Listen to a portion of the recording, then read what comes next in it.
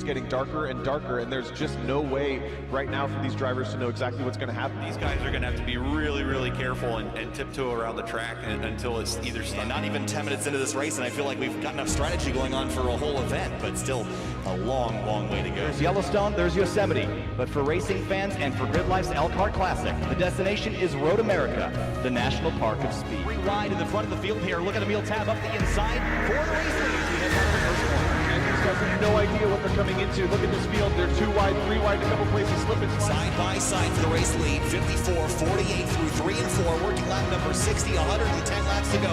Yusuf Ghali power move to the bottom of the racetrack, making the short way work. They're going to touch down the hill. This will be a great run for Fuller here. Yeah, typically we'll ran off the track in the final quarter. That'll allow Fuller to get a massive. Here he comes. Does he have a look? Oh, big block here by Sanfilippo. Into the grass goes Ben Fuller toward turn 1, and Sanfilippo hangs on. He's loose. No! And he crashes hard in the exit of turn number 2. Don't try him here, boys. They're going to do it. Let's go backside. They touch. They're going to crash. Briscoe going to slam the attenuator hard into the wall, and Jared Tesson hits him as well. And big damage on these cars. That's a huge Number 4, people are struggling for grip, going out of every single lane, trying to then run. It's getting really insane. Powered by AWS for the Intercontinental GT Challenge, powered by Pirelli at the Indianapolis 8-hour. We are 7 hours and 18 minutes into this 8-hour event. John Miller way deep on the brakes to the inside of turn number 1 and 2. The spin, the 3 car gets turned around in front of the car. James Houghton looking for a place to go, but he's got Austin Cobb to the inside. A bit of a gap behind. I think that's about 15th or 16th spot as they come out of turn 3. Big slide for this. Getting a run. He's got it. Going to be a drag racing line. Final corner. Checkered flag waving. Here they come. At Virginia National Raceway. To the line. Thompson, Darling, door to door. Banging doors. Fender to fender. I can't believe what we just saw.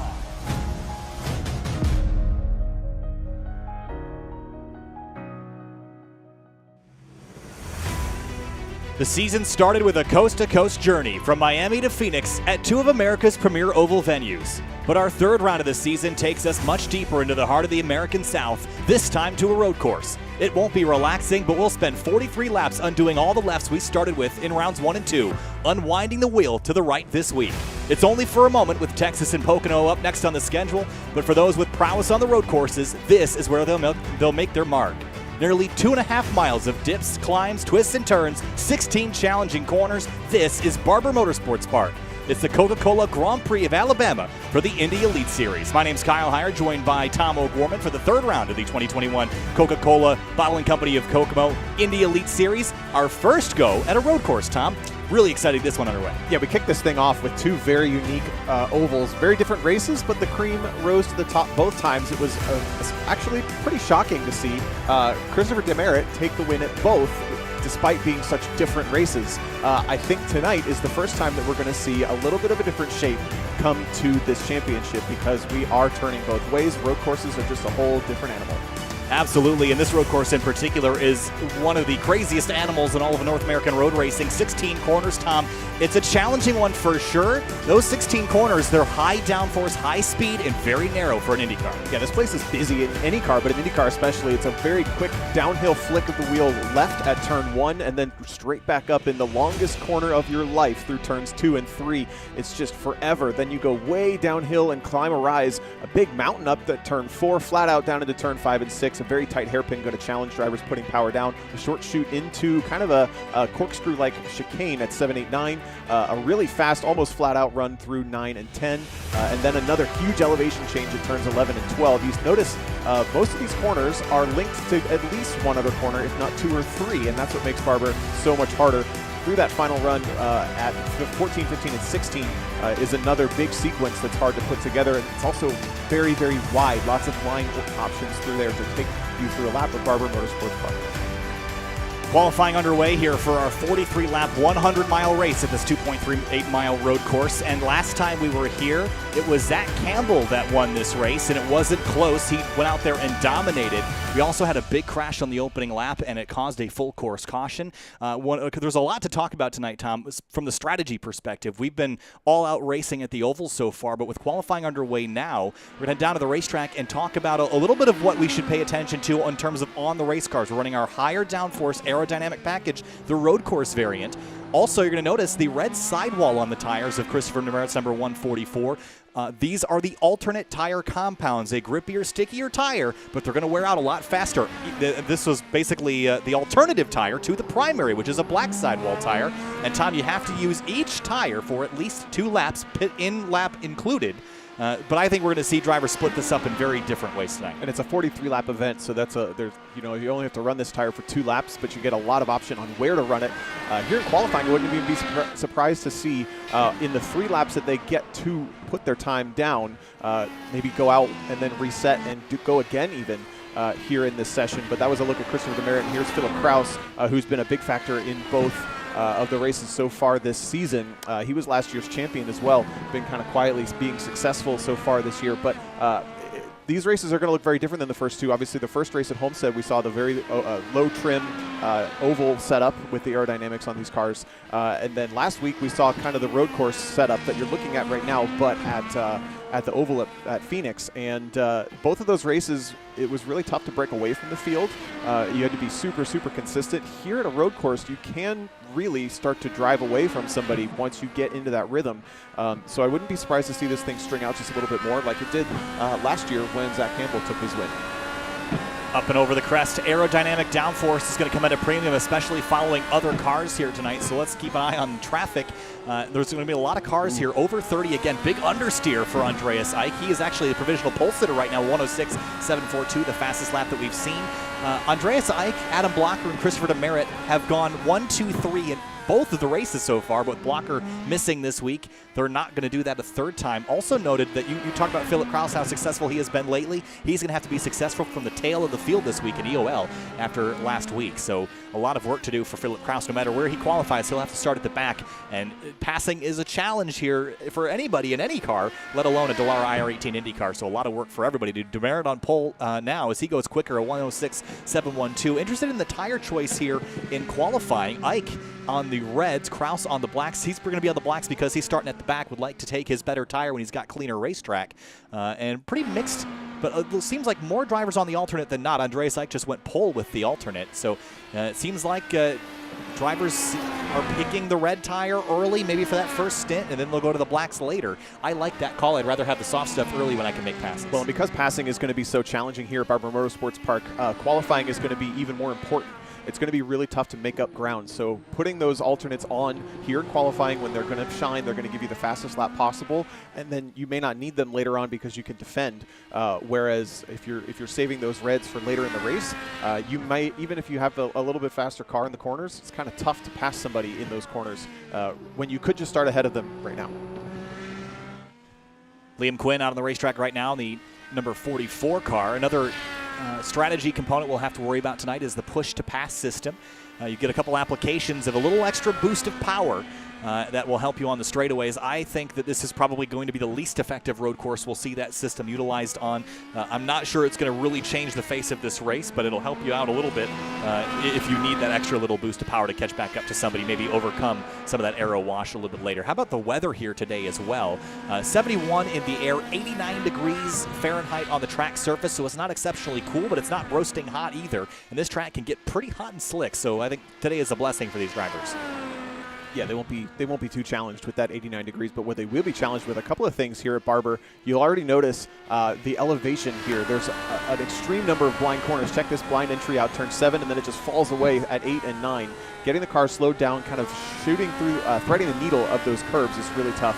The other thing, these Indy cars on road courses in longer sustained braking zones, they have a bad tendency to lock the inside tire once you start to trail brake into the corners. We saw that with Philip Kraus washing wide at turn 5 a couple of laps ago. So especially as the tires start to wear away, these drivers are going to be dialing in the brake bias throughout the run on these tires, but they're also going to be challenged to keep the front end hooked up because as soon as you get that lockup, the car doesn't want to turn anymore. You mentioned the elevation change, and one of the craziest corners here for me is this turn 1 and 2 complex. Down the hill, and then the car compresses, slams into the pavement, uphill, and then you dive again for turns 2 into 3. Notice here, though, at the exit of turn 1, there's no curbing out there. It's just a strip of grass before the runoff area. You cannot run wide here. You already see someone's gone off just a touch. You can't run wide there, Tom. You're going to have a really bad day. So the track limits here, very, very punishing because there's just not a lot of room for error. Yeah, there's a number of places where you track out to right against the grass with the car heavily loaded on that side, and as soon as you touch the grass, it's like lava. It just spins you around. So you have to be even more precise here. I've been so impressed and enjoyed watching the drivers and the precision on the ovals for the past 2 rounds. If you're joining us for the first time, I am not necessarily an oval wizard. I know road courses like the back of my hand, so applying those thoughts to the ovals has been fun, but you have to have that same amount of precision on these road courses because of the margins and how small they get. Another thing we'll talk about later are maybe our road ringers, drivers that might find themselves having better luck here at the road courses versus the ovals. Flynn Lazier is a driver I'm thinking of in that number 4 car. Spark VR on the side. I think he'll be a driver that will be hard to beat. He ran well here the last time we were here. Keeping an eye also on Andreas Eich. He typically runs well at the road courses and the Kingsburys. And Adam Crane, this is the other driver I was thinking about. He jumps to provisional pole by 57 thousandths, so 106.301. And also on the alternate tire. So it seems like the red tire is the tire of choice, quite obviously, for qualifying, but how you utilize it in the race is going to be the bigger question.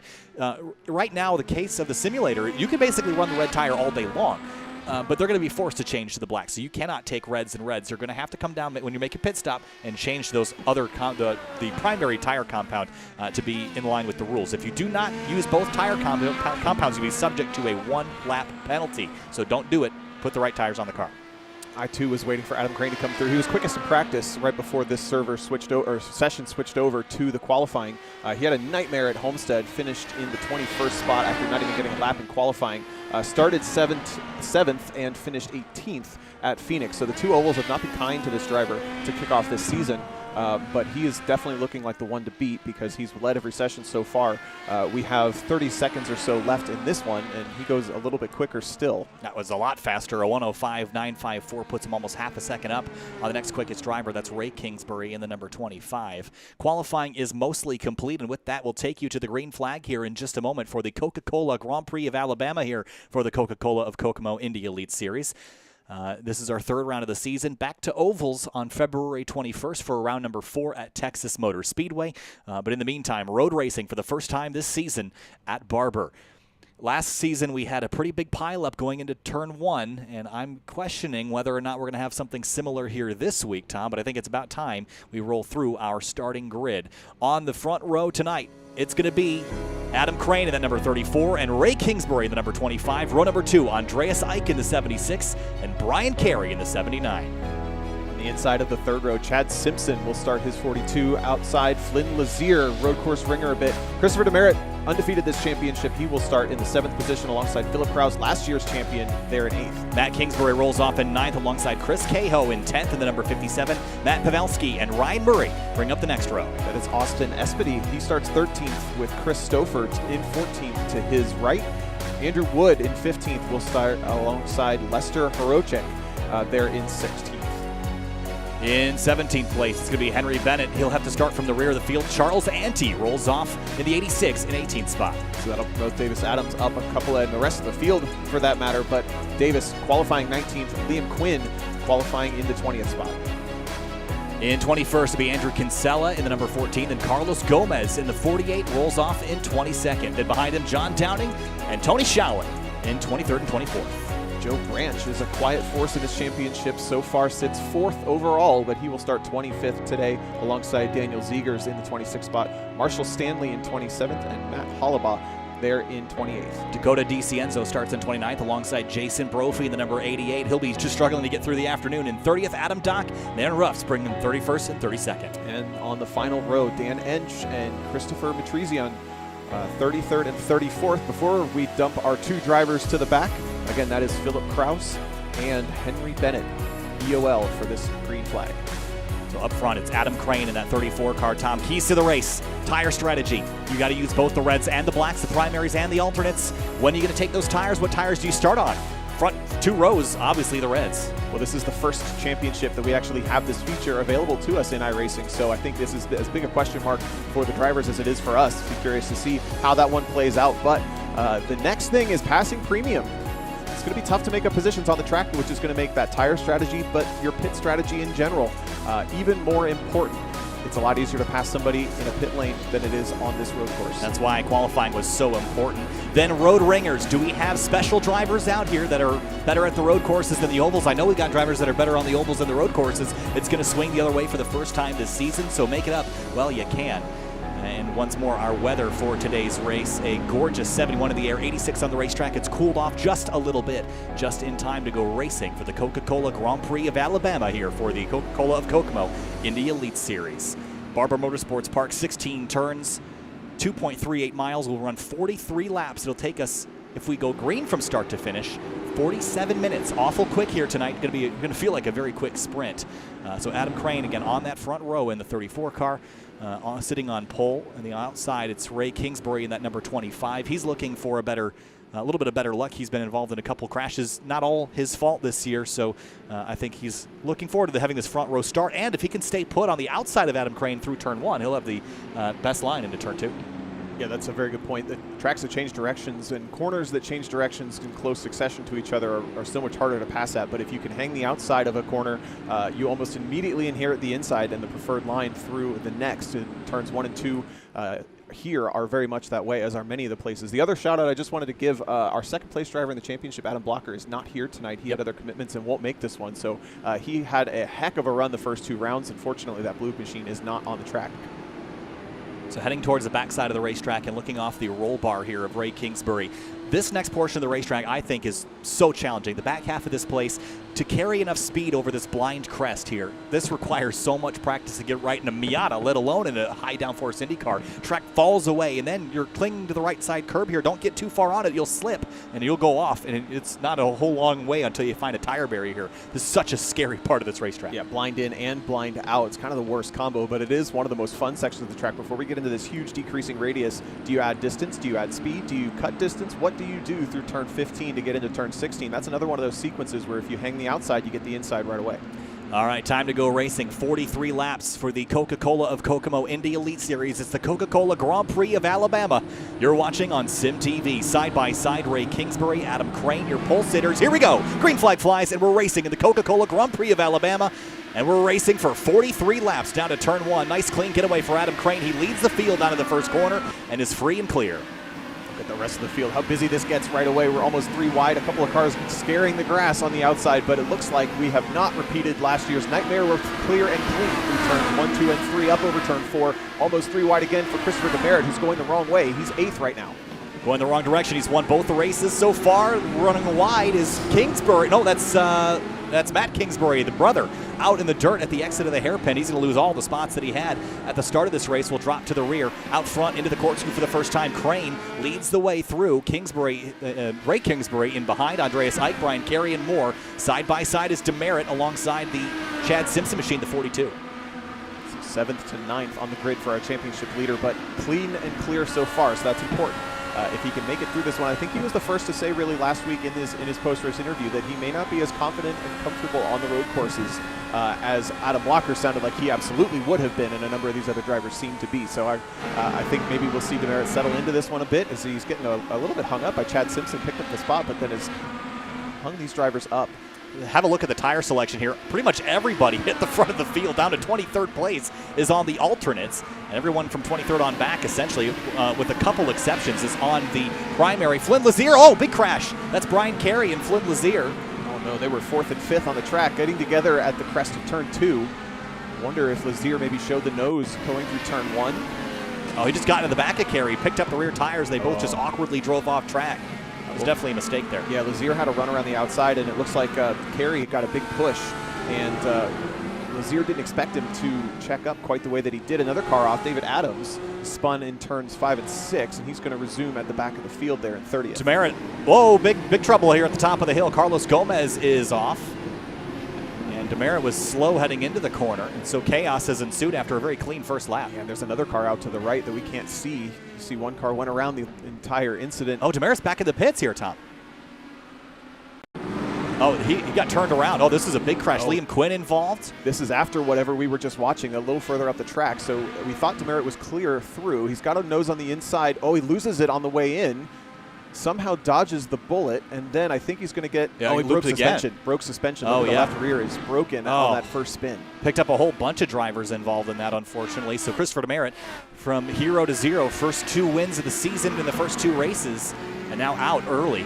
Adam Crane, Ray Kingsbury, Andreas Ike, 1, 2, 3. Then Ryan Murray picking up in 4th place, and then number 16. He was one of the cars we saw wide with Matt Kingsbury going off track. Austin Aspiti in the 7 car in 5th, then Chad Simpson, Matt Pavelski, Stouffer, Kinsella, and Wood rounding out the rest of the top 10. A frantic start. We've lost 6, 7 cars already. Demeritt was going for about 7th place on the track, so that affects basically everybody that wasn't in the top 5 for the most part. You see how strung out it is, and a number of these cars sitting on pit lane, they were all factors today. We didn't lose a lot of the back of the pack here. We lost a lot of the cream of the crop there in the top 10. That's a big surprise. Here's Matt Holleba in 16th right now, holding off Marshall Stanley's number 55. Holleba started 28th. Look at him up to 16th place. He's been going places, and look, he's got the black tires on. He's got the primary compound, which means he can put those reds on later and be a little bit quicker. I like the strategy so far by the 0-2. That's a great choice, because when you're starting 28th, the chances of you being able to utilize those red tires is not very high. Big incident again. That's Kingsbury unfortunately on top of Adam Dock. Oh, man. Another big crash, and that Dock's car will be totaled for the day, I'm sure. And just drove up the inside. Again, we're just misjudging it. Turned him around, just jumps up on top of him. Henry Bennett from the back of the pack almost got caught up in that one as well. Looks like he dodged a bullet in that dark green car with red wheels, but both of these drivers going to try to get the things rolling to pit lane. Massive damage on the Valvoline car. Kingsbury, much lighter damage on his car. Well, that car is definitely toast, and the attrition level is high so far here, Tom. Just surviving 43 laps is going to be a challenge from what we've seen so far. And I think we knew that Barber is a little bit like that, but maybe not to this extent with the front runners. Here's Pavelski, Simpson, and Kinsella battling for 6th. Kinsella got a great run here. He's going to move over to driver's left. Maybe have a look here. He's already used a push to pass. We've got 10 applications. Some damage on the front of Kinsella's car. Oh! And another exact same incident as last time. Gets taken out by Kinsella. It was Pavelski that has the damage on the front of that car, and they can see a little bit more damage on the back now as he gets punted into turn 15. Yeah, he's missing some of that wing. He's going to head straight to pit lane, maybe throw on those black tires and get back out on the racetrack. Tom, we've just had a lot of drivers just rear-ending each other today. Maybe not such good etiquette out there on the racetrack. Just got to be cautious. You're costing a lot of people a lot of time. Well, it's a different style of racing on a road course to an oval, and obviously these drivers all know that. They're not inexperienced or anything like that, but when you have the first oval of the season on the calendar, I think the tendency is likely you just do a lot of laps. And what doing a lot of laps doesn't help you much with is racecraft, and you can see that these drivers may not be as practiced being around other cars as they are just lapping, because we were really fast in qualifying, and then it just kind of turned south really quickly there at the green flag. Damage on the front of Stouffer's cars. He's clinging onto a top 10 position, but Charles Antes wants that spot. Yeah, he's off pace now by about 2 seconds a lap with all that front damage, so he will drop probably farther through the rest of the day. Lester Horschak in the 51 car behind him with Philip Kraus in the 19. Remember, he started at the tail of the field. He's up to 12. Good climb forward for Philip. And he's on the primary tire as well, so that car is fundamentally not going to have as much grip as the cars around. But remember, he qualified up in the top 5 with that black tire, the primary. When he gets to the option, that car can go even faster. He is easily gifted that position by Lester Horschak. Streaming through turns 1 and 2, and Kraus just looks nice and clean. That car looks much more composed, a lot less drama in the transitions between these corners than some of the cars around it. And you'll note that he's actually the highest driver on the primary tire right now in 11th spot. Here's Kinsella up the inside of Simpson. He will take that spot away, and Kinsella will continue his climb. I'm curious to see if he'll pick up a penalty maybe next week for the contact that he had a little while ago with Pavelski in turn number 15. It's very possible, but it looks like he dodged the bullet of any damage on the front of that 14 car. He may be holding up Simpson and Wood just a bit, but there, put it in high gear and has pulled almost 10 car length gap as Simpson, every time we've seen Simpson, he's got the position, but seems to be holding up drivers behind just a bit. Ooh, deep into 12 and 13. This corner always scares me, Tom. Sailing off in there, utilizing the downforce, drifting out a little wide here into 15 and then cutting in tight. And then setting up for this last corner. A lot of camber, a lot of banking here to lean on. You see Charles Ante and Philip Kraus going at it for 10th. But it still does feel very terrifying to go through there that fast. Kraus maybe a push to pass down this front straightaway. Tries to show the nose, but this is not a big braking zone. It's so hard to pull that move off. They had to kind of agree that was going to happen. Ante tucks right back in behind Kraus, and Kraus officially in the top 10. And he didn't even have to use a push to pass to do it. He's still got all 10 applications left. Just got a great run out of turn 16 to carry on more speed. Henry Bennett on pit lane here. I wonder if he'll switch over to the red alternate compound tire. Car goes up on the jacks, and we'll likely see him. There's the red, so he will put on the red tire and get right back out on the racetrack after starting in the rear and avoiding all the collisions. He will carry on. I like this idea. He's going to have clear track with those fresh reds. He might use them for only 3 or 4 laps, but he's going to get basically the track to himself as long as he gets out just in front of our leaders here who are working their way through turns 15 and 16. Bennett led a bunch of the beginning of Homestead and had kind of went the wrong way at the end of that race, but he's sitting all right in the championship right there in 11th. Battle for second. Ray Kingsbury in the 25 has Andreas Ike behind him. Ike has started off rock solid this season, 2 third-place finishes and running third right now. I think he's getting real sick of being behind people, though, here, Tom, and he's putting pressure on that 25. Perhaps, but he's sitting pretty as far as the championship goes. He came in tonight third, and the 2 drivers that were ahead of him, Blocker's not here, Demeritt's off the track. So this guy, Andreas Ike, he's looking pretty good in this championship. He doesn't need to get too aggressive here tonight. If he can just bring home another third, yeah, bronze medals aren't as shiny and fun as gold ones are, but he's going to have a big championship lead. Well, lots of position swaps going on here. Philip Kraus to the inside of Simpson. He'll take that. And then Stouffer and Ante trading spots right behind Simpson as they climb the hill out of turn 4. And now Stouffer on the inside with that damage has managed to continue to put pressure on the drivers in front. A little tight here into the corkscrew, and he's through. Yeah, it's absolutely single lane through there. It's almost less than a single lane with the curbs that you have to hop. So going into there too wide is a bad idea. Good to see them all kind of work together to get back to single file. As you see, Ante is now kind of stuck behind Simpson. I have to wonder if Simpson, he started 5th, is now dropped out of the top 10. If he's got some issues with that car, that he's having a hard time running at the same pace as the cars around. Dropping backwards for sure. Charles Ante and Lester Horshack behind in the 51. A little wide there at the exit of turn 16. Keeps it going straight. Watching Adam Crane. He has not really run away from Ray Kingsbury. It's only 0.8 of a second back to the 25. The front 3 are still on top of each other. And the question becomes, is Philip Kraus maybe the one to worry about? Because, again, on the black tire, he'll have the alternate as an option later in the race when everyone else has to go to blacks. And I'm liking the strategy here that Philip Kraus is playing. You see the back end walk just a little bit through the exit of turn 6 there. Once these cars get spooled up with the turbo, they do get a little bit hairy on power down, but I agree. Kraus has certainly minimized the damage of the EOL that he had to deal with at the start of this race. He's still not necessarily sitting pretty, but all the way up to 8th, only a couple laps in, that's a great run. Through the S's now, Charles Ante in the 86 having a pretty solid run to start the day. Started this race all the way back at 18th, has made up 8 spots en route to his current 10th place sitting position. This 51, though, 16th to 11th, I think he'd like 1 spot better. Such a compromising corner, turn 15. You have to kind of lazily turn it in, because if you brake too hard there, Tom, you can't brake and turn at the same time. You got to straighten out. If you're dragging that right front tire, you're going to wear it out real fast. If you've ever been to an indoor go-kart track, and you can think about how busy it feels to drive a go-kart that can go 40 miles an hour inside of a warehouse, Barber feels very similar to that. You just don't get a lot of brakes here in an Indy car. There's short ones here and there, but these corners just keep you so busy, and almost every single corner is a little bit awkward and uncomfortable like that in a fun way. But through turns 14, 15, and 16 that you were just referencing is just kind of so much turning, and you're just loaded the entire time. It's easy to beat the car up too right there. Andreas Ike keeping the pressure on Ray Kingsbury, but I don't think he hasn't really made much of an intention to pass. He hasn't used any of his push to pass yet. Ray Kingsbury has used 1. Jumping back in the field a little bit, here's John Downing, Matt Hollaba for 15th and 16th. Marshall Stanley you can throw in the mix. Been pretty entertaining, actually. We've seen a lot of position swaps, and as much as we thought it was going to be challenging to pass, we have seen quite a few drivers make that happen. It did take a little bit of crazy circumstances to make it that way, but I don't think it's impossible to get it done. Scanning down the list of drivers who are contending in the championship, Joe Branch has had a killer start as well, 25th to 13th, and he sits 4th on points before tonight, so I think he will easily leapfrog Demeritt and Blocker. Ike is still looking really good, but he's got a whole 10 positions on Branch, but this Coca-Cola car is also having a great championship night right now. It's all about the season's end and holding that trophy at the end of the year. Remember, we go to Texas in a couple weeks. That will be our 4th round of the season, back to the ovals, where sometimes you don't control your own destiny, but on the road courses you often do, at least to more of an extent than you would at a big speedway like Texas or Michigan or Fontana, any track like that. And the drivers that are prominent at these racetracks. They're going to try to take advantage of it while they're here. We don't have as many road courses on the schedule as we do ovals. Christopher just in front of Charles Ante. Stouffer's in the teal-colored car. You see the damage on the left front, missing one dive plane on the front wing.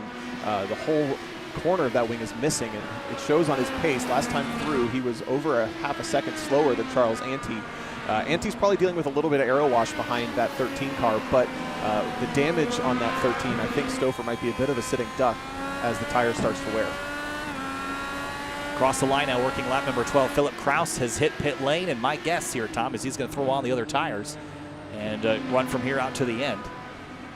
So I don't know, do you like pitting this early, or would you have gone a little longer? He was making good pace. He was making good pace, but as you're coming from the back, each car you get to obviously becomes harder and harder to pass because they're faster and faster drivers. So he might have hit a point in the field where he was thinking, it's going to be tough for me to make it by this guy. I'm going to take a pit stop. I'm going to try to get onto some open track, use my alternate tire, try to get some fast laps in, because if he's getting held up, he's just not making any progress on these guys right now, as Adam Crane is going to sweep through. They are coming close to lap traffic. Yes, indeed, right in front. I think that is Jason Brophy. Yep. As they're now going to have to start to navigate. This part is also a lot more challenging on a road course than it is on an oval. And they are approaching, as you mentioned, lap traffic, which you see Ray Kingsbury's reeled in Adam Crane. You have to wonder, is that aero wash going to start affecting that 34 car? Maybe a little too far back from Brophy to feel it now, but they will, and it's going to make this lead battle really interesting. Already a lot closer fight for the lead than we had last year. And Kingsbury is there, really good on the brakes through turn 4 and keeps that gap under a car length. Yeah, that car looked really nice and lively on turn in there. Gets the car into turn 5 and 6, but maybe not so strong on power down. It's just a little bit of natural ebb and flow as well. But I think next lap through, they're going to catch Brophy, which means this might be a great opportunity for Kingsbury if he can get there to try to make a move before they have to deal with that lap traffic. In the slipstream now. Will help you on the straightaway, hurt you in the corners. Through turn 13 all the way out. Saw a bit of a wiggle there out of the steering wheel, but a nice neutral balance that Kingsbury has in this car. Again, this is an open setup series, so you can make adjustments to the car prior and during the event, and trust me, he'll be doing a lot of that in the wake of the car in front of you, just trying to find any advantage you can to get the car to turn. Just looking down, these guys are all drivers, both Kingsbury's, Philip Kraus and Flynn Lazier, all drivers for Last Lap Motorsports this season. All those cars looking really, really strong, so I think that team probably has a good setup dialed to these cars as well. Kingsbury's dropping it back a little bit from Crane, as Crane responded with a nice, strong lap time last time through, but this top 3, I mean, it's really tough to tell. This could go anywhere at this point. Laps are clicking away, too. Only about a half hour of racing remaining. This is a pretty short race. Again, 43 laps around here at the pace of an Indy car is really only about 50 minutes. We're not quite halfway, but past the third now. Are we past the third? Yeah, we're getting close. Well, that means these guys have been on this alternate tire for a long time. I think the speculation was that they're good for somewhere about 10 to 15 laps, and check that out. We're going to be coming to lap 15 this time through. So I wouldn't be surprised actually to see Crane dive to the pit lane as soon as he catches some lap traffic, and the other drivers may follow because they don't want to get hindered by anybody from the front. But also those Reds are going to be struggling just a little bit for pace at this point in the race. I've heard a lot of mixed reactions about, again, this is the first build that we've had multiple tire compounds here at iRacing, and a lot of drivers told me, oh, it's fine, you can take Reds all day long and it's great. Other drivers have told me they'd wear out within 6, 7, 8 laps. It totally depends on the setup that you're running, the cambers that you're running, how much heat you're putting into the tire. Adam Crane has only dropped off about a half a second, which is fairly significant, I'll say, but maybe not as significant as we thought. So he's still making okay pace, at least compared to the rest of the field. The question is, are there drivers like Philip Kraus who just run a 107.0, which is the fastest lap we've seen in this race? That's the real question mark. Are drivers running faster on new Reds right now? And Philip Kraus certainly is. And they were qualifying down in the 106's. Pole for Crane was a 105, so that gives you an idea of how much slower these cars are with a little bit of tire wear and a bunch of fuel dumped in them. But I agree, it's a question of what does the car do when it's getting slower? Is it getting slower and more diabolical, or is it just getting slower and a little bit lazier when the tire wears out? If it's just getting a little lazier, that's not the end of the world. But if the car is getting nervous and getting skittish and wants to slide more once you wear those tires out, that's a really high-risk place to be. You don't want to spin and wreck it. Charles Ante by Christopher in turn 4. Nice clean pass. He's completed that. Lester Horschak behind. Ooh, he runs a little wide at the exit of the corkscrew. And will stay in line now, but finding speed is Charles Ante's number 86 Team Talent car. Adam Crane has not yet passed Jason Brophy, and now he's fully behind this car in the aero wake, the aero wash, and Brophy's going to move over and let them by. That was awful nice of him to do that. And And make this maybe a little easier, Andrew Kinsella hits pit lane. He's going to put on the primary tire compound with the black sidewall and get back rolling. Came in 7th in line. Lester Horshack also going to hit pit lane in the number 51. Kinsella is another driver. He's at 6th in the championship coming into tonight, so his strong run will make up some big ground on some of the other drivers that are either not here or have had bad races. Maybe make his way up towards that top 3, at least into the top 5 tonight. Schowen in the pit lane, as well as David Adams, I think, behind. And a lot of these drivers, I'm surprised to see most of them still have all of their push-to-passes. Yeah, again, I didn't think that it was going to be something that we saw utilized a lot here, Tom. You and I were running here at Road America with the Indy car, and we found that it was worth something, but that's Road America where it should be worth the most. At Barber, you don't really get a ton of opportunity to use it. You really get one sort of kinked straightaway. I don't think it's going to be a huge advantage here tonight, but you might as well use them. And I think drivers might fire them all off at the end when they're realizing they can't make any passes because of aero wash. Sure, you definitely want them at the end more than anything. I do think, if you're not familiar with how they work, it's basically when you push that button, it's on until you lift your foot off the throttle. So you want to use them in the longest duration of throttle sections of the track. And at Barber, we've already made the point, there's just not a lot of straightaways. There's not a lot of sections where you can run flat out. I think the longest run might actually be from the exit of turn 2 through turn 3, 4, and into the brakes of turn 5. That's absolutely not a straightaway, but it can create a good passing opportunity down at the turn 5. Absolutely, and Adam Crane getting lots of nice breaks from the lap traffic here today. They're being very courteous, which is something that would be frustrating for the leaders if they were not be. Charles Ante on and off of pit lane. He hasn't made the switch as well. Here is a look at the tire selections now. Again, top 8 all on the alternates. Matt Hollaba, the highest on blacks. He has not yet made his pit stop. Andrew Kinsella moving forward. He has made his pit stop. He's actually the highest driver on the alternates as it stands. Yeah, Philip Kraus right behind him in the red and white car. So those two are the top drivers that have pit. They have changed tire compounds at this point in the race as well, I believe. I don't remember what Kinsella started on. He might have gone back to reds. No, he started on the blacks, actually. Okay. Ooh, side-by-side through here is really tough. Look at how slow they are. Kraus tries to make it 3 wide. Going to get the door slammed on him. Kinsella comes across the nose. Kraus backs out of it. Good, smart call there. Didn't want to force it. Hollaba going to leave him space on the inside to go through. Kraus muscles his way on by. And it looks like Hollaba's going to dive to pit lane for his pit stop here. I think he might have just realized how much he was suffering on the run as he was getting swarmed by drivers on fresher reds. Goes for those reds, likely for himself as well. Another look at this here. As Kraus had a great run, then Kinsella slammed the door on him. He couldn't find a way around, so he just decided to sit in line. That was a smart call. That's a points play call, Tom. That's not going for the race win. That's thinking about the end of the season, and I like that a lot. Again, he won last year's championship, but he only won one race doing that. So this is definitely a driver that understands thinking championship implications. They sit 9th and 10th on the track as the top 2 drivers that have made their pit stops. Kinsella's burned down quite a lot of his push to pass. He's only got 5 left. Kraus is also only has 7, so they've been a little more generous with those pits.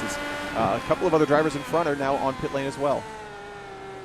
Well, the drivers coming on down. Ryan Murray hits pit lane from 4th. Andreas Eich has been behind Kingsbury for a while, but I think they're going to try to outlast each other and try to run one extra lap on the reds before they get the primaries, but they can't all do that. Somebody's got to come first, and as we near the halfway point, I imagine we'll see more drivers start to come. Well, I'm curious if you can make those reds last long enough and this thing turns into basically a single stop race for some of these top running drivers.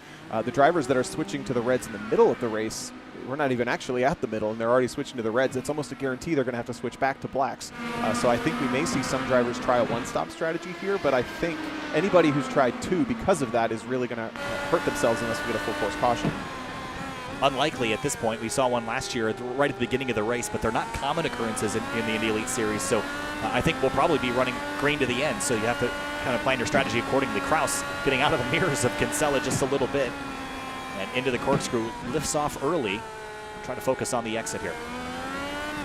Kinsella just fires off and away. Driver a little bit up the road. Austin Espedy is actually now the top car that has completed a pit stop.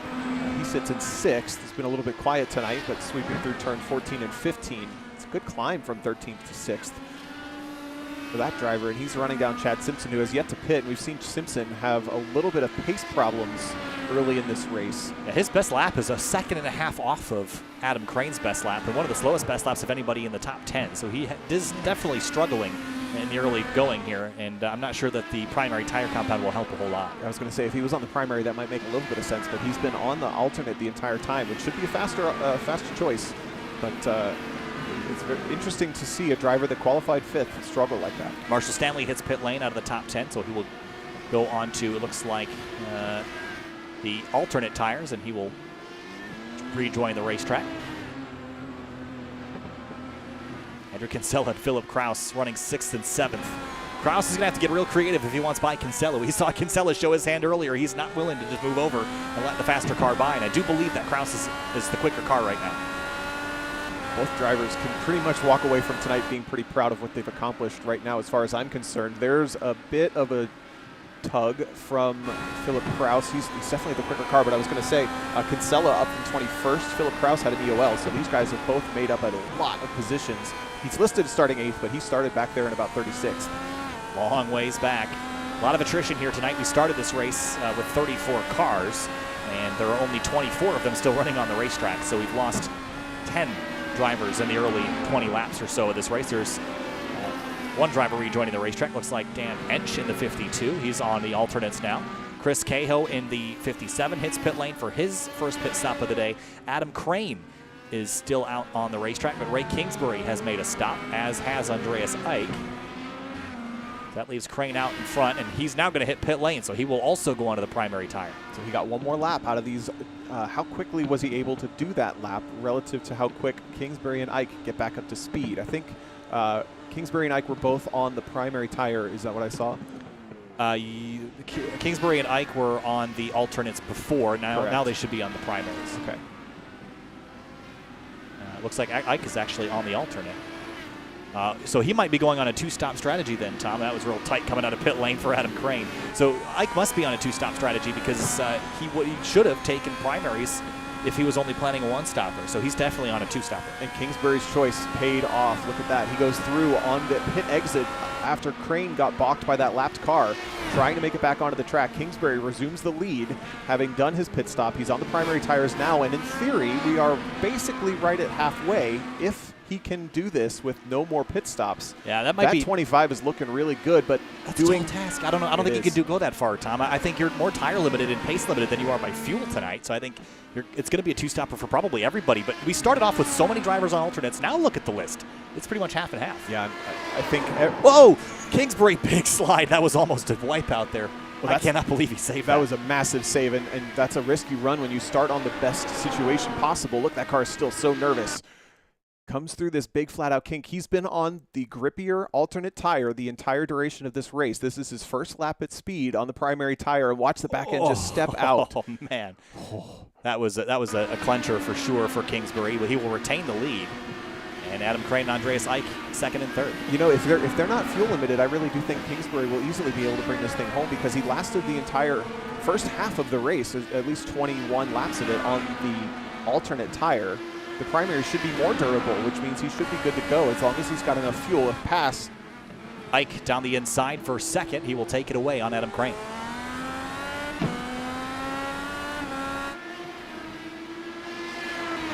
$20 laps to go next time by. And Kingsbury, 108.8 last time by. It's a full 2nd off of his best time in the alternate compound earlier in the race. Another block up heading down into the corner there, Tom. Are we concerned maybe that he's beating up those tires a bit too much? He might be, and he really just needs to hang on to this thing, especially if he's going to be doing no more pit stops. He doesn't really need to even defend on these guys much because they do have to do another pit stop. At least Ike does. Ike is looking like the strongest car right now, but that makes a lot of sense. He's on that alternate tire, and he's kind of ditched Crane and run down Kingsbury pretty easily. The other strategy I could see here is if Kingsbury is doing a 2-stopper, he could come down, take the alternates again. Ike would have to take the primary. So that could be how this will play out as well. I'm going to make the assumption that everybody's going to be on a 2-stopper based on how early they all pit. I think they would have maybe stayed on another 5 or 6 laps, but I guess we'll find out. Lap traffic again for the leaders. Diving to the grass. Ooh, that was a little bit hairy for, what is that, the 20? Yes. Downing. John Downing in that car. But Ike, with the tire advantage here, Tom, closing in, I think we're going to see a pass here pretty soon.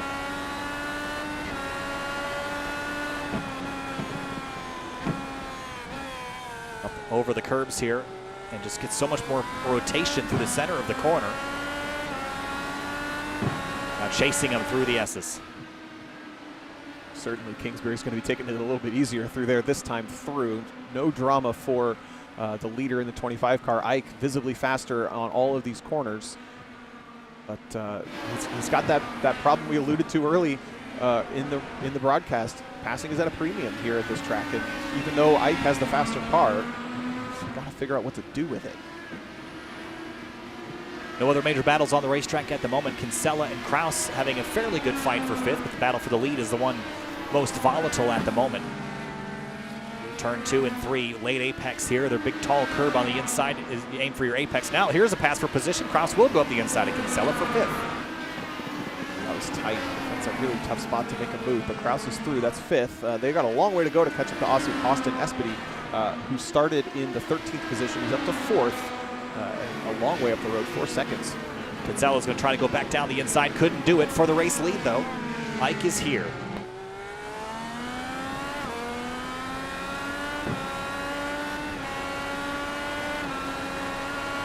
Watch the curbs there, Tom. You don't want to get up on top of those things, not in these cars. That is one thing I was going to point out. Watch how little curb they're taking through even these sections of track right now. Almost none. A little bit there for Ike. And Barber is one of those racetracks that you really use the curbs to make sense. It's kind of awkward when you can't use the curbs, and I'm interested to see that these Indy cars, they can't really use the curbs very well, and I know from firsthand experience they just pogo a lot when you get up on those curbs or any sort of bumps, which is going to plague these cars through the rest of the season, any road course we get. But as narrow as Barber can be, it's even narrower tonight for these drivers.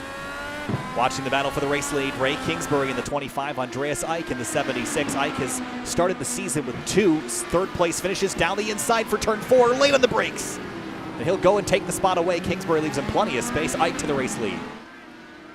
And now we'll probably see this 76 car pull away off into the distance. We know for a fact that Andreas Ike has to pit one more time because he has run the entire race on the alternate tire. Kingsbury, Crane, and Espedy theoretically don't have to pit again for any reason other than they might have to take fuel or tires. But they have completed the checklist of requirements in the pits. Well, here's Andrew Wood, Henry Bennett on pit lane for their second stops of the day, and that basically confirms to me that this will likely be a two-stopper for pretty much everybody if they're going to pit with 18 to go. So Bennett back out on the racetrack. Remember, he started at the tail of this grid. He's up to 13th place, so a really good climb for Bennett, even with all of his pit stops already completed. Kingsbury going to hit pit lane for his second stop of the day. Wow, that's a surprise. And actually, I still think this is a great strategy because think about what just happened. Ike took the position, but Kingsbury held him up on the primary tire for that entire time that he was out there. So Ike's progress on the alternate tire was slowed. Crane and Kingsbury both checked the box again of that primary tire. Now they get to go back to the alternates. We know the alternates will last about 17 to 20 laps here at Barber. Ike has to put the primaries on, so Ike basically has to turn up the wick and turn in a bunch of laps by himself. But unfortunately, he just spent 5 or 6 of his best prime laps on those tires stuck behind Kingsbury. Look at this. Look at all the traffic back here. Carlos Gomez, David Adams, Aaron Ruffs. This is very chaotic here. There's a line of cars. I think maybe is that Charles Ante up the road? Yes, it is. And behind him, he's got a handful of drivers, including the 19 of Philip Kraus, who's basically a lap ahead of this 86. Andrew Kinsella's back there as well. Bit of a stack up here. This is an interesting dynamic because Ante has done 2 pit stops. The cars that he's holding up have only done 1, so theoretically, he's not necessarily getting lapped by any merit other than strategy. Oh. That was tight. Oh, man. Sails up the inside, grabs that spot. Kinsella follows him through. You mentioned Adam Crane, or I should say Andreas Ike having to take the primaries. Interesting to note how Kingsbury ran his last run. It was only about an 8 or 9 lap run on the primary tire, so he shortened that up significantly, found the opportunity. Now he's going to run the rest on the Reds. But remember, he was basically just running them long enough to hold up Ike. As soon as Ike earned the position, Kingsbury came back for those faster tires and will now be able to run the rest of the race on these faster tires. Again, I think that's a really, really strong call, and it was basically just to be in the way as long as he could and then put himself back with the upper hand. Lots of strategy at play here. That's why I love this tire compound introduction here in iRacing. It's really changed the face of the road racing here in the IndyCar. Other battles on the racetrack to keep an eye on. That third place battle now, Philip Kraus and Kinsella. Kraus found his way around this 14 car who had adamantly held him up for a couple laps. Now Kinsella looks like he's losing a little bit of ground. Last time by it was 3/10 to Philip Kraus. And Kraus is going to hit pit lane. He's going to go back on the primary here. Or on the primary for the first time. Or no, actually he started on the primary, so he might just go back to alternates again for the end. I suspect we'll continue to see the red sidewall on that car because he again checked the mandatory primary laps early on in this race. Tony Schau and Matt Hollaba, this is for 14th place. Heading up over the crest there, Tom, if you get a little bit of air, sometimes you can hear the transmission and the RPM sort of bog down as they slow the car down. The brakes stop the car in midair, and then it lands again, and that's where everything catches back up. Yeah, there's a nice bit of camber there to help you get through that corner, though. So as long as you don't overshoot the entry too much, it'll catch you there at the bottom, shoot you onto the straightaway. It's pretty much every corner on this track is very, very unique. It makes this track have a lot of personality. Hollaba makes up a ton of ground, cutting the distance out of turn 15, but then loses it on the exit as Schauen gets the throttle down through 15 and 16 and picks up those car lengths. Ryan Murray, trouble. Ryan Murray, and I think that is is that the 48 car? Let's see what other car that is involved with him. Murray had been having a killer run. I was just noticing he'd worked his way up into the top 5 from 12th. He was sitting here at the exit. Oh, there was a couple parts to that. Let's go back and see. He had his own. He just slipped and lost control here. Loops the car. And then behind, this is Matt Kingsbury again with another car. Poor He Matt's having a really rough down. night. It's the 48 on the above the car. It's Carlos Gomez in the 48 car that gets hit from behind. That's what turns him around. Was that Kingsbury that got into the back of him? It was. I think Gomez slams the brakes here, maybe concerned about the situation, and Kingsbury just didn't slow up and drills the back of him. Big crash there for sure. Out front, Andreas Ike continues to pace the field. And we'll have 13 laps to go this time by. And Ike still needs to get onto the primary tire. Now remember the rule is that you need to run at least 2 laps. So the latest that Andreas Ike can pit is with 3 laps to go actually. You need to run a full lap and then your next lap can either be an in lap or another full lap, but I don't believe that an out lap will count for that number. So you had to pit with at least 3 to go. I don't think he'd wait that long, but he could. And he does have a slight problem in that the gap back to Kingsbury right now is right at 30 seconds. The best case scenario trip through pit lane is right at 30 seconds.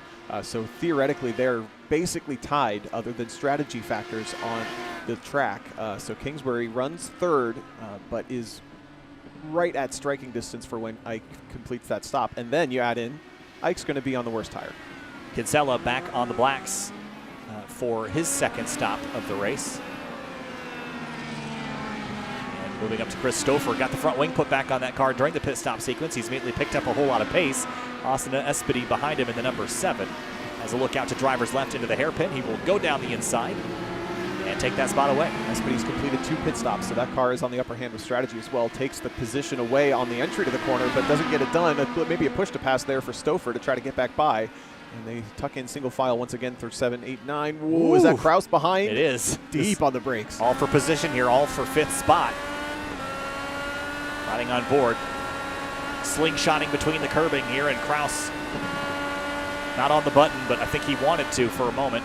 Backs off early to try to kind of late apex this and deal with all the aero wash. You can see the car push through the middle of the corner, now closes again for turn 15. It's tempting to shove your nose in there, but you know everyone's going to get down to that curbing for the apex. Real quick at the front. Kingsbury just ran his 2 fastest laps of the race back to back. He is flying right now, but this battle for 5th is awesome. That was on the button. Philip Kraus with push to pass down the inside for turn 1. Takes 6th spot away from Austin Espedy, and now closes in on Stouffer. We'll see if he can get this one done as well.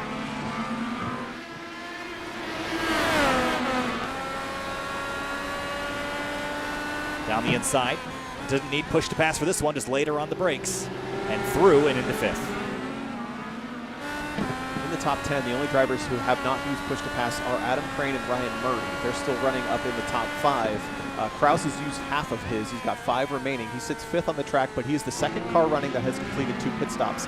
Once everybody in front of him completes their 2 pit stops, he should come out best case about 5th, based on the time that other drivers will spend on pit lanes. So that's a massive night for Philip Kraus to make up theoretically up into the top 5 right now. And after a crash last week, he had fallen in the points 3 spots to 9th. This would be certainly a redemption for him. Andreas Eick, with the run that he's having, he would almost certainly close in, if not take the lead away from Christopher Demeritt and Adam Blocker. Blocker absent. Demeritt crashed out in the early moments of this race.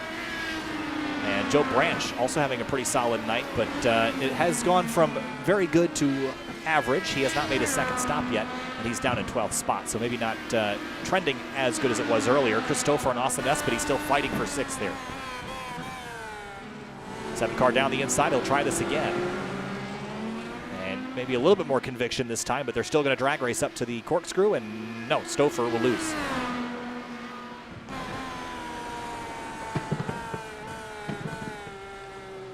Tony Schowen in pit lane for his second stop of the day.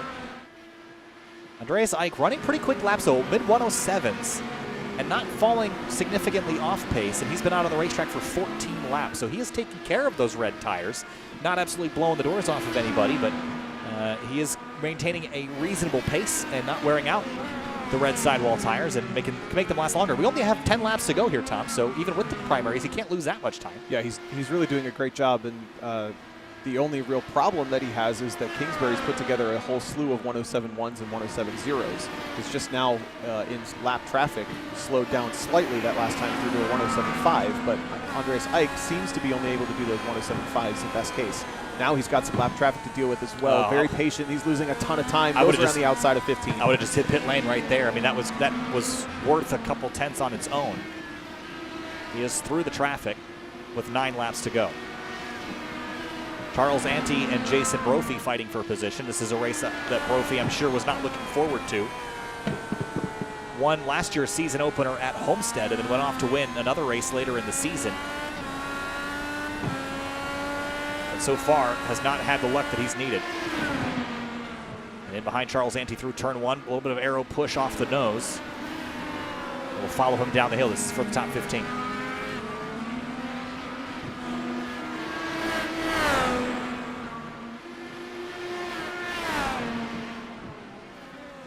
Stouffer into pit lane now for his second stop and final stop of the day. And I'm curious, has he gone alternate, now primary? I believe that's the strategy he's on, which is similar to Andreas Eick. That's what I expect as well. So let's see what goes on this car. Will it be the blacks? It will be. So the primary tire for Stouffer and fires away. And he's done pitting for the rest of the day here. Andreas Eick through and puts him a lap down. As we hit 8 laps to go, Adam Crane in second. And he, I believe, is still on the primaries with the switch back to alternate potentially, but maybe he won't make a second stop. Yeah, Crane has ended up here pretty quietly. I do think it was possible if you pit at about lap 20 to make it to the end without a second pit stop. I don't know exactly how long the car can go on fuel, but we know it's fine on tires. So if Adam Crane is playing a one-stop strategy here, he's looking really good. He's got 17 seconds back to Ray Kingsbury, who is still clicking off absurd lap times. Once Andreas Eick pits, Kingsbury should easily have that position, but I'm going to keep a close eye on Crane. Up the hill for Andreas Eick. 7 laps to go this time by. And staying out on the racetrack, he is really trying to maximize usage of this red sidewall tire. He will lead his 11th lap. Adam Crane, as you saw, had led 21 earlier in the day, the first 21 laps of the race.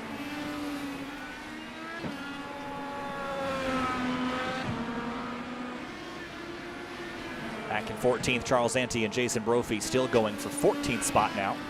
Big push there for the 88 at the exit of turn 15. Both drivers have completed all their stops, so this is heads up for position. They're 14th and 15th right now on the ticker, but there is at least a half a dozen drivers in front of them who have to complete another pit stop theoretically. Again, we're still speculating whether or not a single stopper is possible. I think it is. You were speculating it won't happen, so I think I've seen how bad. One of us will be wrong. One of us will be wrong. It might be me. I'm not the pro race car driver, but I guess you also weren't doing the fuel calculations yourself, were you? No, and when I do, I tend to run out. So that's that. Yeah. Andreas Eick, I got to say though, the strategy has worked out really well. I'm just shocked that he's been able to pace himself adequately so that he's not wearing out these tires super fast. He's only about 5 or 6 tenths off pace from where he was at his fastest, and he's put these tires through about 17 laps, 18 laps worth of abuse. Yeah, so far this has been a perfect run for Ike, other than when he was stuck behind Kingsbury for those 5 laps when Kingsbury was on the primaries. Joe Branch on pit lane, but Ike, either way, he's put in another championship level performance here. He's going to come home, worst case, I think, in the top 3 if he brings it home. And that's going to be 3 podiums for 3 races to kick off this 2021 season. Ike is very quiet. We've never actually talked to him here on Sim TV. At a Scandinavia, he just shows up, does his business, and takes off, and I can admire that. No funny business, no drama, just goes out there and wins. Leave him alone. He knows what he's doing. Is this a Kimi reference? Yeah, I mean, Scandinavians, you can be a quiet force. Why not? And he is a force, he certainly is.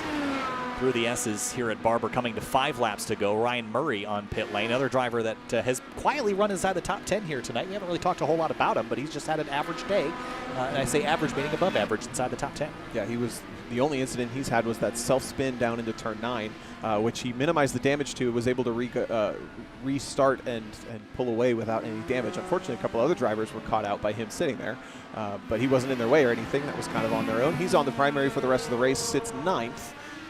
And kind of look down and see if anybody is close enough. Chad Simpson is behind as well, but I think Simpson has another pit stop to make.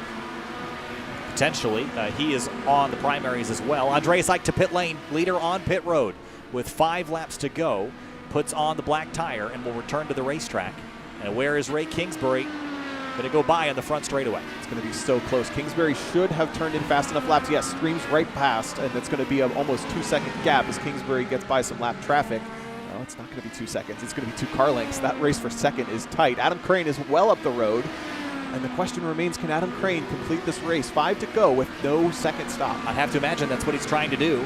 Kingsbury, though, has he worn out these red tires, and will the fresh primaries be better for Ike? Again, we know the tire compounds have a fairly significant difference, but again, the red wears a lot more than the black. So Kingsbury's been out on the racetrack on this tire for 12 laps, so that's kind of getting near the end of the life cycle here. Yeah, I think the fastest laps that the primaries can run are pretty similar to a well-worn alternate. I don't think Kingsbury's on a well-worn alternate just yet, but Andreas Ike is on perfectly fresh primaries.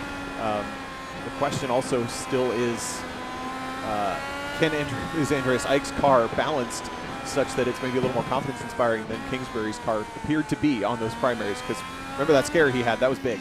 If Andreas Ike finishes 3rd for a 3rd week in a row, I think you can start bashing his head in over the inability to get anything at silver or gold. But 3rd will get you a championship. If you finish 3rd every week, I guarantee you'll win this championship. So unless someone else finishes 2nd every week or 1st every week, sure. But no one's done that so far. I was going to say, we know from tonight that mathematically can no longer happen this year. So I think with everything that we've seen so far, Crane leads the way comfortably over Kingsbury, Ike. Philip Kraus up to 4th. That is an impressive drive for last year's champion.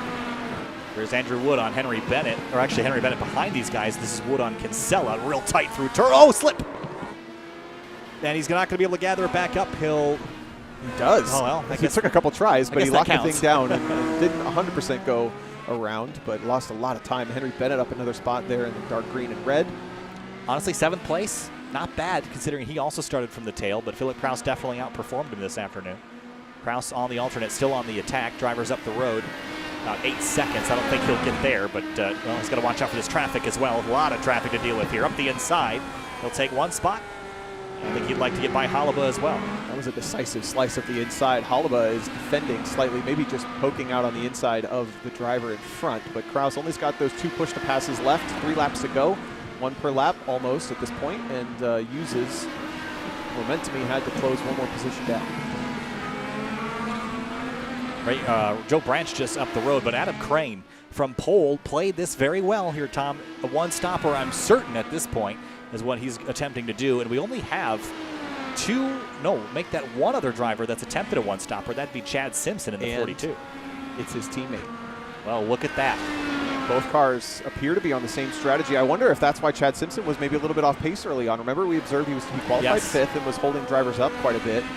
If he was trying to save some fuel, save some tire to go for a single stopper, that would absolutely explain that pace early on. Adam Crane it makes it even more impressive that he had the pace that he had. The other thing that I'm noticing, both drivers on this single stop strategy, we're assuming a single stop strategy, didn't use a single push to pass tonight, and I bet that's to save fuel. You're putting the puzzle pieces together there, Tom. We were joking at the beginning of this that you'd never called an oval race, but on the road courses, you're right at home, clearly. Down into the hairpin, 2 laps to go. Charles Ante, Jason Brophy, these two have been going at it all night long. Brophy with a big run here. Maybe on the button, up the inside, into the hairpin. He should have this spot if he can get it woed down. Bit of a lockup, he's through though. Ante got a great run on exit. Not going to be enough to get back to him, I don't think.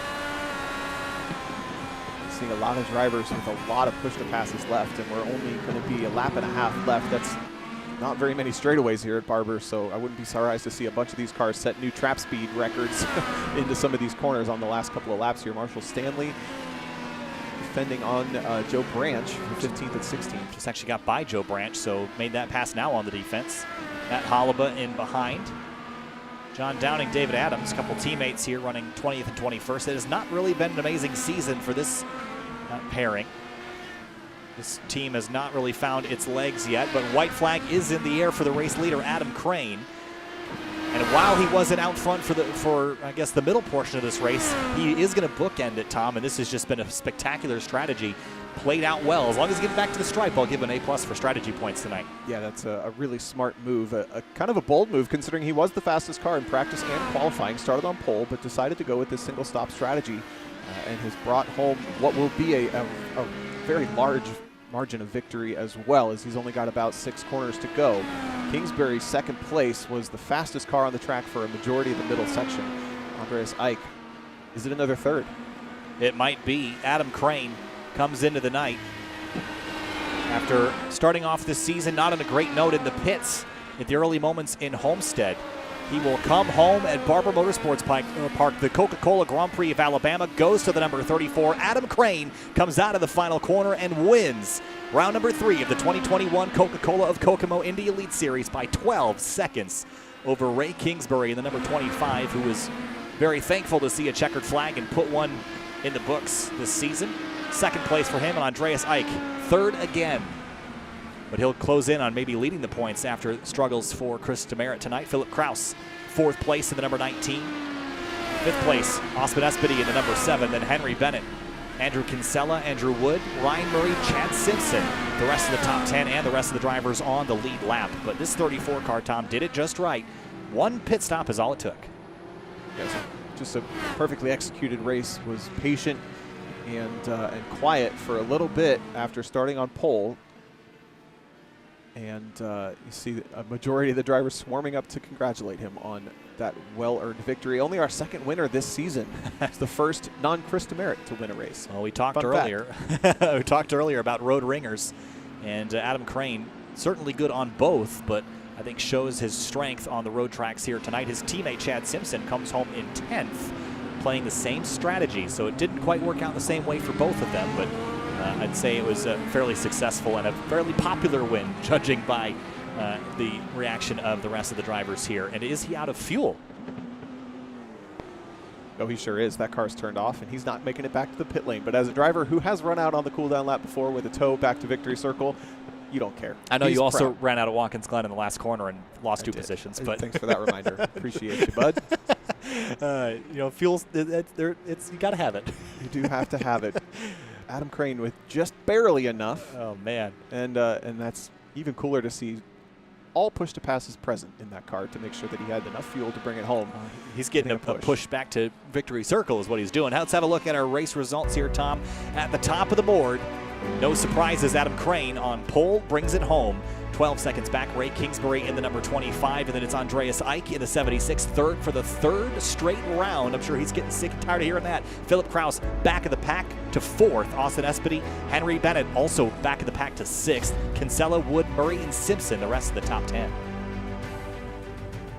Christopher Demeritt, Brophy, Ante, and Stanley. Ante and Stanley had that great race, but Brophy was able to get by in the closing stages. Matt Holliba, Joe Branch.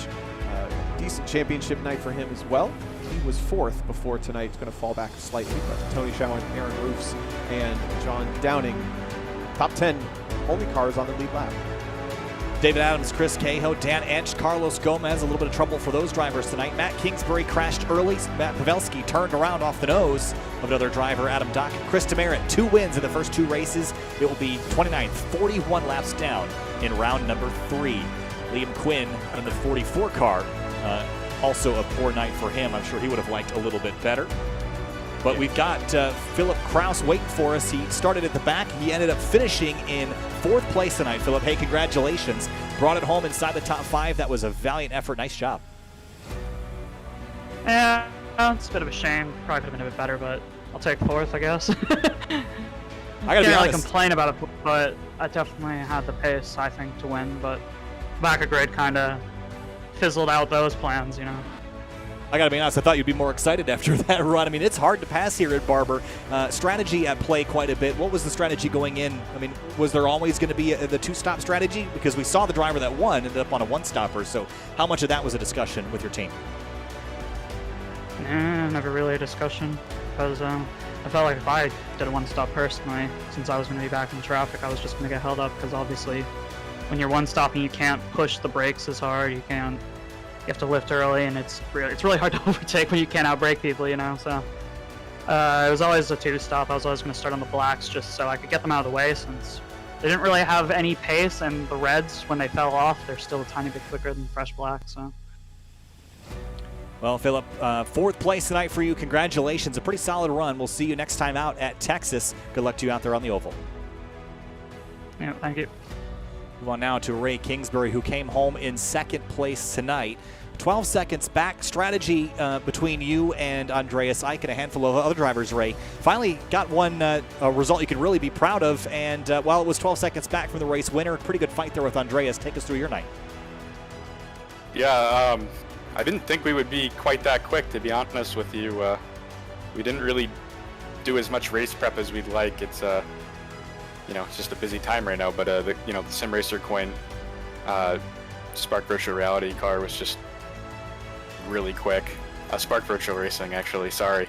Oh yeah, with the strategy call to go on to the blacks in the middle there, we had this car totally set up for reds because they just didn't fall off too much. So going on to the blacks was like, a death sentence to us. But when we got out of that first stint, we realized it was only going to be like 5 laps. So started to get really loose. We managed to hang on and lead a couple laps somehow, but was happy to get back onto the reds and just set down some decent times. Well, looking forward to Texas here in a couple weeks, and then the Tricky Triangle in Pocono, Pennsylvania. The road courses, the road ringers were a discussion earlier in the day. Do you feel like you're stronger on the road tracks this season or the ovals, and how excited are you to head to Texas in 2 weeks' time?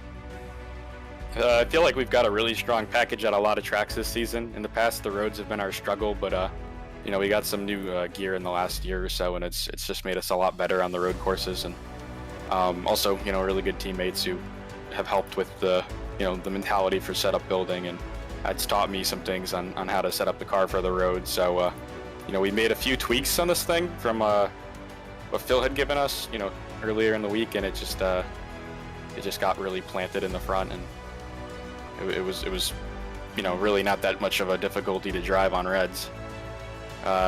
Feel good about our super speedway package. We got to do a little more work, but I feel like we're okay, and wish we had more short tracks though. That's our real strength.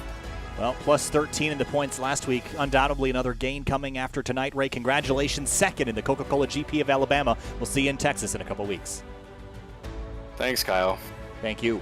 Move on now to our first-time winner here in the Coca-Cola of Kokomo Indy Elite Series. First win ever, and it was done in a dominating fashion. Adam Crane with a 1-stop strategy gets it done. Adam, congratulations. That's got to feel awesome.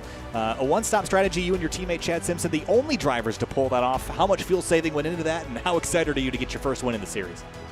I'm pretty excited. Indy Elite is something that, or it's a series that I really wanted to win, and had a couple half close calls. If I caught a couple yellows, then in a couple situations I think that I might have had been in the contention for the win, but definitely to snag this on a fuel strategy race is really awesome. As far as how much fuel, let's say a bit, but yeah, awesome strategy by everyone at Satellite to put that together. So yeah, extremely happy. Well, it's a great way to start the season. Well, I should say continue the season. It didn't start necessarily on a super high note, but we head to Texas in a couple weeks. How do you feel about your strength there and then at Pocono after that?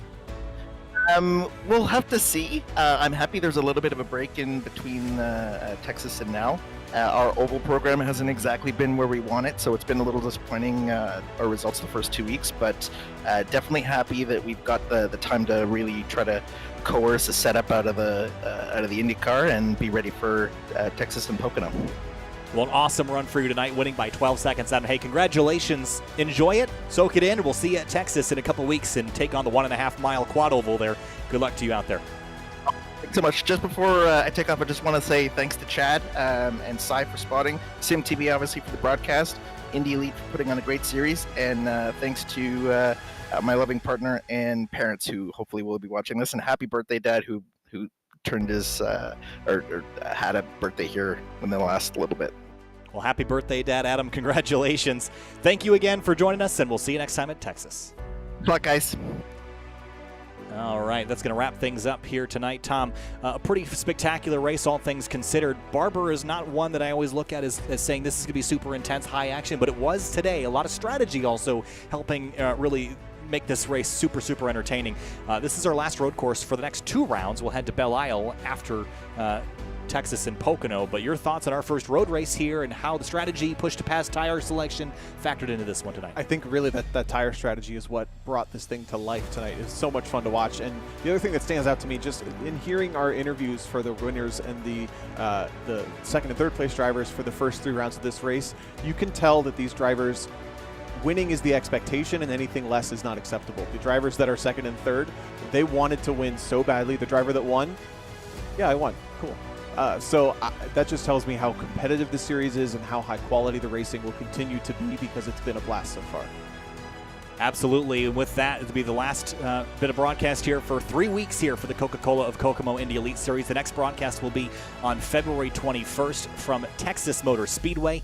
Our next oval on the schedule after that, well, I guess you could call it an oval, but it's more like a triangle, Pocono, Pennsylvania, for our 5th round of the season the week after Texas. Thanks so much for watching here on SimTV. We'll see you next time.